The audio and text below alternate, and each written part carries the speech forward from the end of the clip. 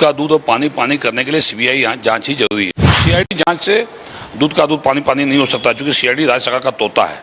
इसलिए सीबीआई जांच से ही इसका सही फलाफल सामने आएगा। भारत सरकार ने जो बिल पास किया सिर्फ झारखंड के लिए नहीं, देश के सभी राज्यों के लिए है।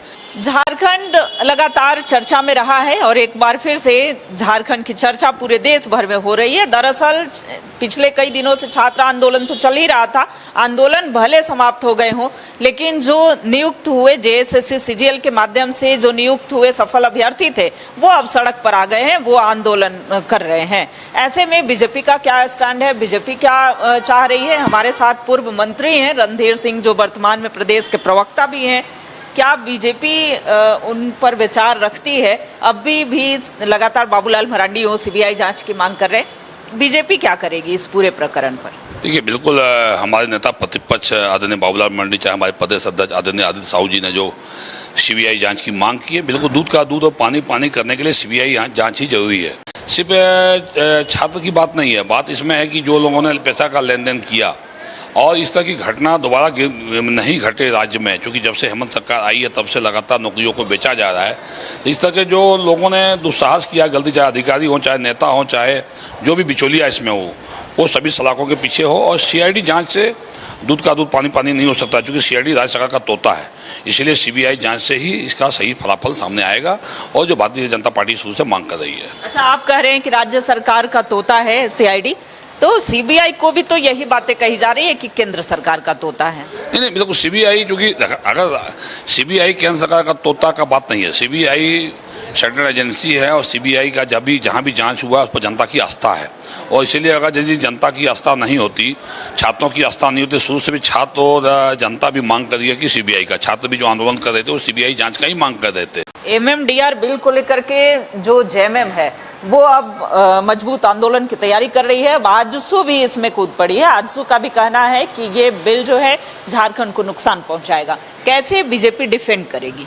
देखिए, झारखंड मुक्ति मोर्चा या आजसू जो भी पार्टियां इसमें राजनीतिक रोटियां सेकना चाहती है, बिल्कुल इसमें राजनीतिक रोटी सेकने लायक कुछ है नहीं, क्योंकि मैं कोलफील्ड एरिया से आता हूं और भारतीय जनता पार्टी में आने के पहले मैं भारतीय मजदूर संघ यूनियन करता था। मुझे पता है कि इस तरह से राज्यों की हिस्सेदारी क्या होती है।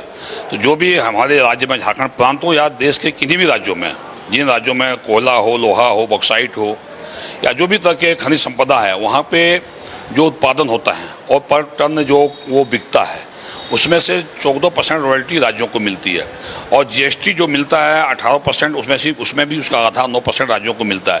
तो रॉयल्टी और जीएसटी मिला के 23% तो राज्यों को ही मिलता है प्रॉफिट का, जो दाम का। और उसके अलावा 1% और भी होता है, जिसमें कि एंट्री फीस है और जो आपका फॉरेस्ट शुल्क है। तो ये मिलाकर 24% ऑलरेडी राज्यों को मिलता है। केंद्र को क्या मिलता है? मात्र 9%। तो अब सारे राज्यों के लिए नियम लागू है, और जब राज्य सरकार अतिरिक्त सेस लगा देगी तो उससे क्या होगा? कोयला महंगा हो जाता है। जैसे हमारे झारखंड का कोयला महंगा हो गया था।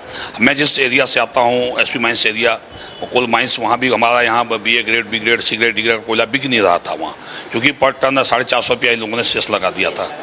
तो जब सेस लगाने के बाद क्यों? जब हर साल रॉयल्टी और जीएसटी से, कोयला से, लोहा से सब मिला के 30,000 करोड़ रुपया लगभग झारखंड प्रांत को सालाना 30,000 करोड़ रुपया मिलता है रॉयल्टी और जीएसटी से। तो फिर अतिरिक्त सेस क्यों? और ये जो किया है भारत सरकार ने, जो बिल पास किया है, सिर्फ झारखंड के लिए नहीं, देश के सभी राज्यों के लिए है। तो बीजेपी शासित राज्य हो चाहे विपक्ष के, हाँ, तो सबके लिए इसके लिए लागू हुआ है। तो झारखंड में से इनको राजनीति करना है। तो झारखंड की जनता इस चीज़ को जान रही है कि जो भी हमारे झारखंड में ECL हो, BCCL हो, CCL हो, या जो भी प्राइवेट माइंस हैं, वहाँ के लोगों का जो उत्पादन का कोयला, चाहे लोहा, चाहे बॉक्साइट बिक नहीं रहा था, उसको मार्केट नहीं मिल रहा था, क्योंकि अतिरिक्त सेस लगा के ये लोग दोहन कर रहे थे। जबकि रॉयल्टी और जीएसटी पर ऑलरेडी राज्य सरकार का पहले से स्वामित्व है, तो फिर अलग से क्यों? अगर रॉयल्टी भारत सरकार ले लेती तो कहा जाता कि भारत सरकार ने रॉयल्टी ले लिया। आप लोग जनता को समझाने में सफल रहेंगे? 100% जनता सब समझ रही है। इसके अलावा भी DMFT, देखिए, जब से मोदी जी आए हैं केंद्र में, तब से DMFT भी एक तरह से राज्यों को दिया जा रहा है। DMFT भी भारत सरकार अपने हिस्से से दे रही है राज्यों को। तो इसमें अलग से भी लेने की क्या आवश्यकता? ये लेने की शुरुआत अलग से कब हुई? आप देखिए, पहले जैसे कोयला में 2024 अप्रैल में हेमंत सोरेन जी ने 100 रुपया सेस लगाया। फिर आपका उसी साल दिसंबर 24 में लगा दिया, कर दिया 250, फिर दिसंबर 2025 में कर दिया 450।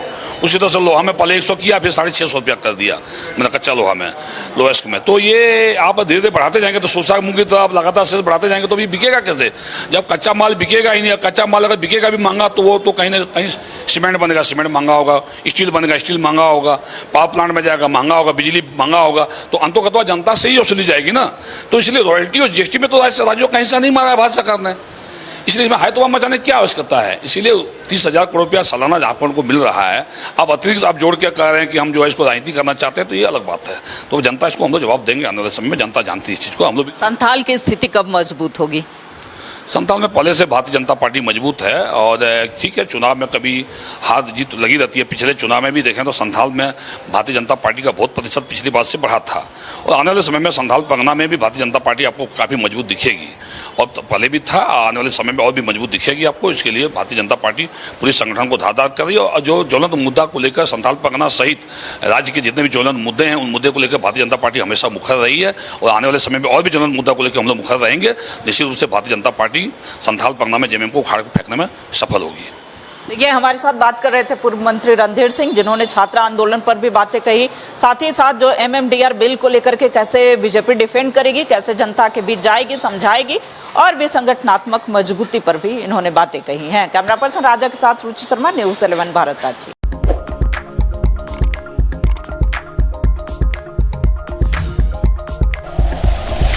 Like and share videos, subscribe करें हमारा चैनल और प्रेस करें बेल आइकॉन। न्यूज़ 11 भारत, सच है तो दिखेगा।